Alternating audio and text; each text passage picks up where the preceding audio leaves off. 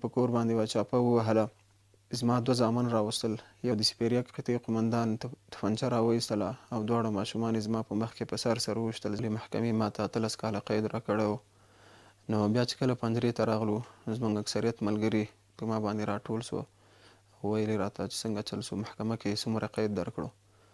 نو ما ورته ویل 18 کاله قید ده. نو هر یو ځان ته الفاظ کارول د ما د تسلۍ لپاره چې دا 18 کاله تېرېږي، دا کوم مشکل نه ده او دا نورو بندیانو باندې څنګه تېر شول، په موږ او تاسې هم تېرېږي او دا 18 کاله چا تېر کړي نه دي.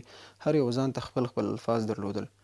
خو دلته موږ سره په پنجره کې د مولوي ابراهیم په نوم باندې کس و، نو چې د پکتیا و په غزني کې اوسېده او که د غزني و په پکتیا کې اوسېده، هغه زما لاسونی و په پنجره کې هم دوره وهله او ما ته یې ډاډ راکو، راته یې ویلې چې دا د الله په لار کې جهاد، تکلیفونه، تعذیبونه، دا هر څه راځي او دو ته به ښه په کلکه باندې ولاړ یو او د دې شیانو ته هېڅ سوچ مه کوه.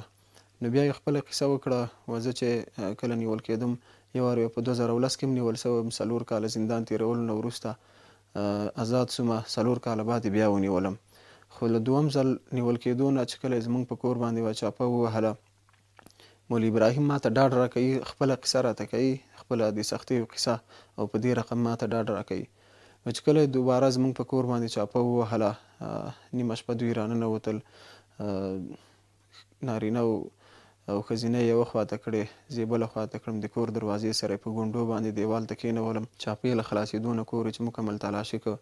په دې وخت کې چې ویستلمه بیرون چې ما بوځي مربوطه زندان یا باګرام یا هر ځای ته چې و، نو په دې وخت کې وایي زما 2 زامن راوستل، یو 7 کلن و او یو 4 کلن و او دوی ته یې برق ور واچوه. ما ته ویل چې دا د څه کېږي؟ او ما ورته ویل دا زما زامن دي.